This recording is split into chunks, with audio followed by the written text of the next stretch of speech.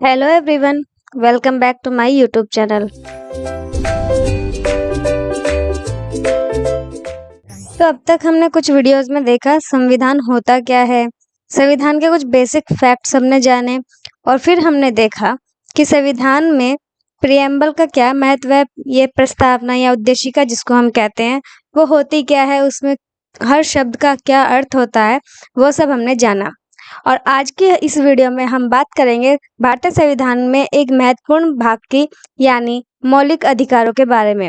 Fundamental rights की बात हम इस वीडियो में करने वाले हैं। तो मौलिक अधिकार उन अधिकारों को कहा जाता है जो व्यक्ति के जीवन के लिए मौलिक होने के कारण संविधान द्वारा नागरिकों को दिए जाते हैं। इनमें राज्य कोई हस्तक्षेप नहीं कर सकता। ये ऐसे अधिकार हैं जो किसी भी व्यक्ति के व्यक्तित्व के पूरे विकास के लिए सबसे ज्यादा जरूरी हैं। इनके बिना मनुष्य अपना विकास नहीं कर सकता। इन अधिकारों को मौलिक अधिकार इसलिए भी कहा जाता है क्योंकि इन्हें देश के संविधान में एक स्थान दिया गया है और संविधान में संशोधन की प्रक्रिया के अलावा इन्हें किसी भी अलग प्रकार से संशोधित नहीं किया जा सकता। ये मौलिक अधिकार न केवल हमारे देश के नागरिकों को संविधान द्वारा दिए गए हैं, बल्कि ये मानवता के बुनियादी अधिकार हैं जिन्हें सभी को समान रूप से प्राप्त करना ही चाहिए।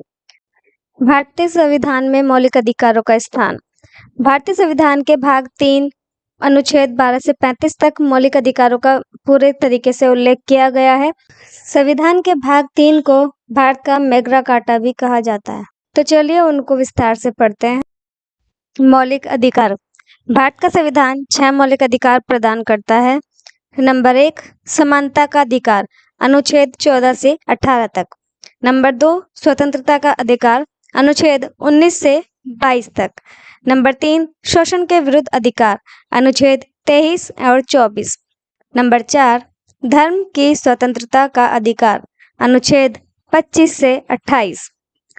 5, संस्कृति और शिक्षा संबंधी अधिकार, अनुच्छेद 29 और 30। नंबर 6, संवैधानिक उपचारों का अधिकार, अनुच्छेद 32।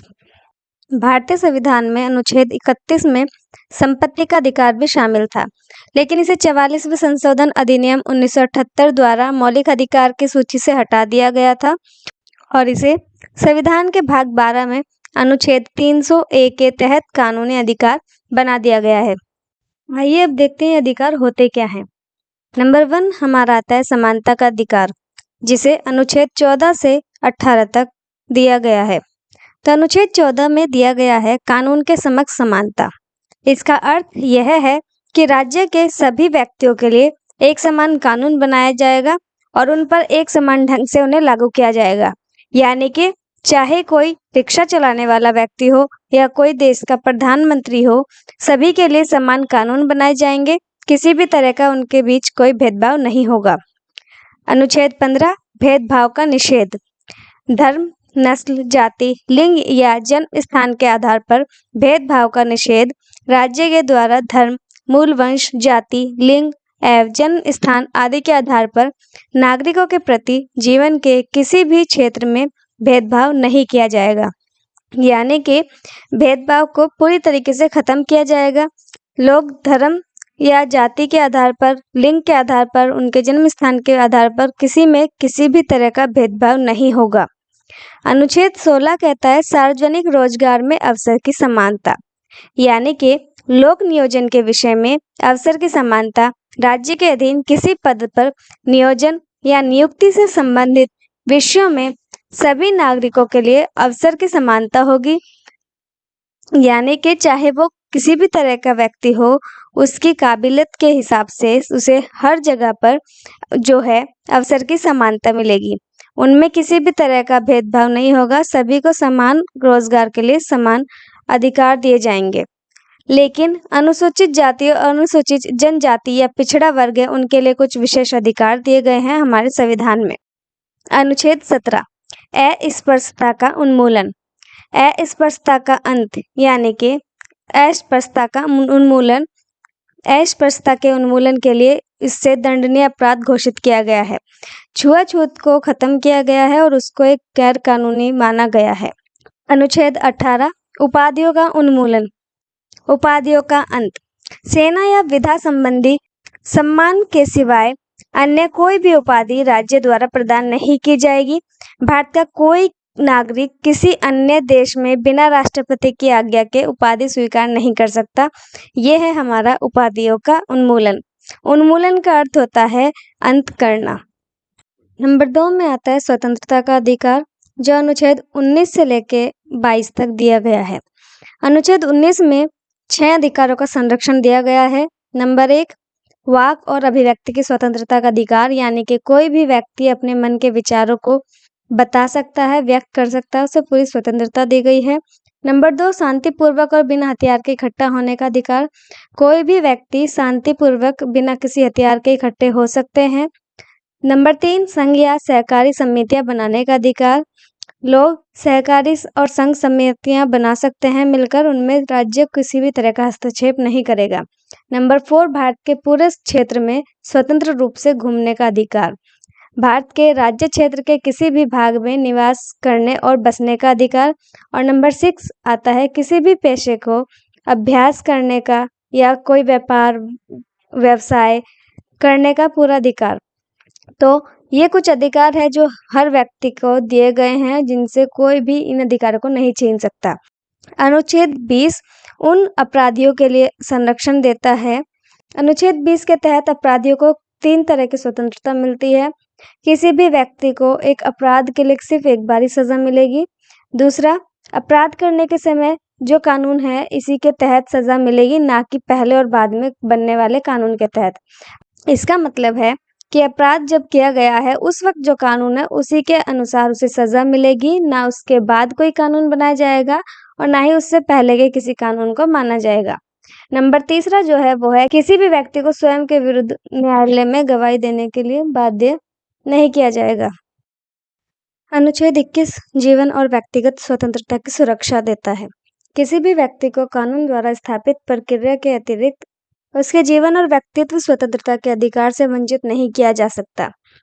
अनुच्छेद 21A कहता है शिक्षा का अधिकार। राज्य 6 से 14 वर्ष के आयु के बच्चों को निःशुल्क और अनिवार्य शिक्षा उपलब्ध करवाएगा। 86वां संशोधन 2002 के द्वारा ये तय हुआ था। अनुच्छेद 22 गिरफ्तारी और नजरबंदी के खिलाफ संरक्षण की स्वतंत्रता देता है। अगर किसी भी व्यक्ति को मनमाने ढंग से हिरासत में ले लिया गया हो तो उसे 3 प्रकार की स्वतंत्रता प्रदान की गई है। पहला, हिरासत में लेने का कारण बताना होगा। दूसरा, 24 घंटे के अंदर आने जाने के समय को छोड़कर उसे दंडाधिकारी के समक्ष पेश किया जाएगा।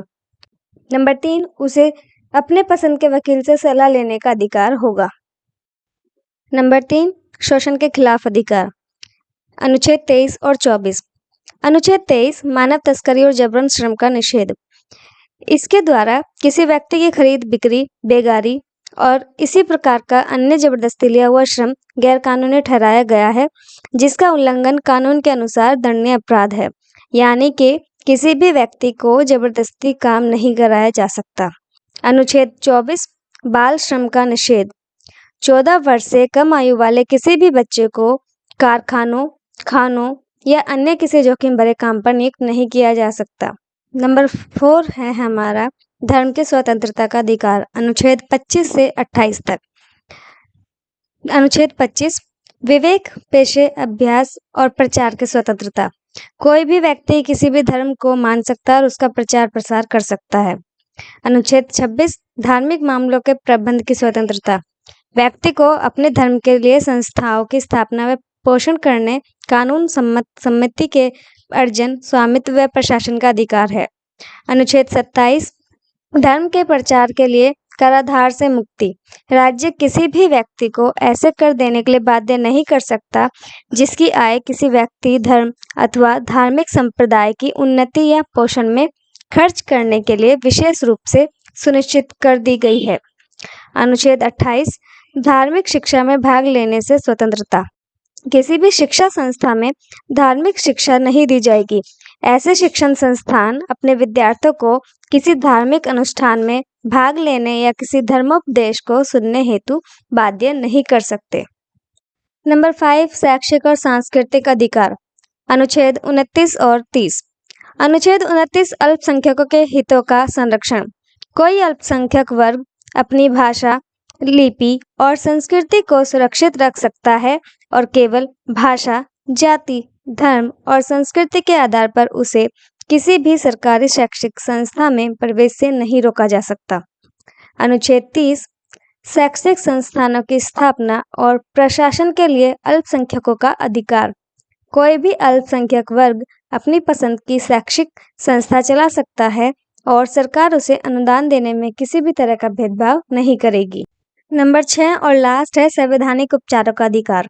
इस अधिकार के संबंध में सुप्रीम कोर्ट और हाई कोर्ट को शक्ति प्राप्त है कि वे मौलिक अधिकारों का संरक्षण करें और मौलिक अधिकारों का संरक्षण करने के लिए सुप्रीम कोर्ट और हाई कोर्ट को 5 प्रकार के रिट यानी कि आदेश जारी कर सकती हैं।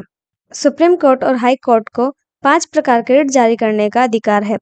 सुप्रीम कोर्ट अनुच्छेद 32 के तहत और हाई कोर्ट अनुच्छेद 226 के तहत रिट जारी कर सकती है।